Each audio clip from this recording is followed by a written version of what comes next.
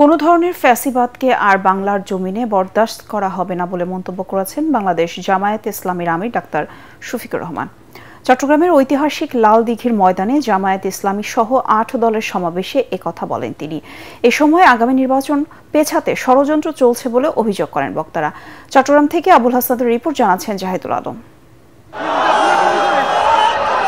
জুলাই জাতীয় সনদ বাস্তবায়ন, গণভোট সহ ৫ দফা দাবিতে চট্টগ্রামের ঐতিহাসিক লাল দিঘির ময়দানে জামায়াত সহ আন্দোলনরত ৮ দলের সমাবেশে সকাল থেকেই ঢল নামে নেতাকর্মীদের। দুপুরের মধ্যে সভাস্থল ও আশেপাশের এলাকা পূর্ণ হয়ে যায় তাদের উপস্থিতিতে।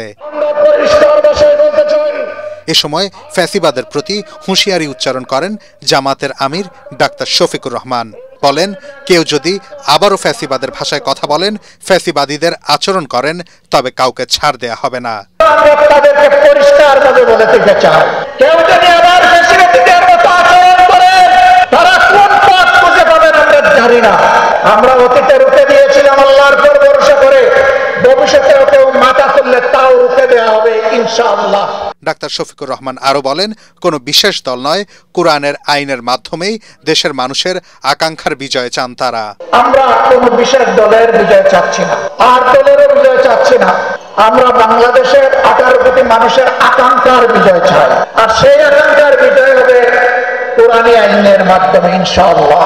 ইসলামী আন্দোলন বাংলাদেশের সিনিয়র নায়েবে আমির মুফতি সৈয়দ মোহাম্মদ ফজলুল করিম আগামী নির্বাচন পেছানোর ষড়যন্ত্র হচ্ছে বলে অভিযোগ করেন। নির্বাচনী কোনো ষড়যন্ত্র বাংলাদেশের জনগণ মানবে না।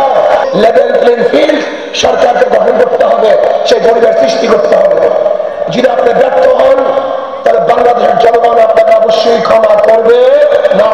সমাবেশে বাংলাদেশ খেলাফত মজলিসের আমির মাওলানা মামুনুল হক বলেন, অতীতে মিথ্যা উন্নয়নের গল্প শোনানো হলেও এবার কোরআনের শাসন প্রতিষ্ঠার মধ্য দিয়ে সোনার বাংলাদেশ গড়ে উঠবে। আমরা বলি, সোনার বাংলাদেশ দেখা শেষ, নতুন বাংলাদেশ দেখা শেষ, সবুজ বাংলাদেশ দেখা শেষ, ডিজিটাল বাংলাদেশের দেখা শেষ। এবারের বাংলাদেশ দেখতে চাই ইসলামের বাংলাদেশ, আন্দোলনের বাংলাদেশ, খেলাফতের বাংলাদেশ। সমাবেশে ৫ দফা দাবি মেনে নিতে সরকারের প্রতি আহ্বান জানায় সমমনা ৮ দল। জাহিদুল আলম, এটিএন বাংলা। এই যে ঐক্যবদ্ধ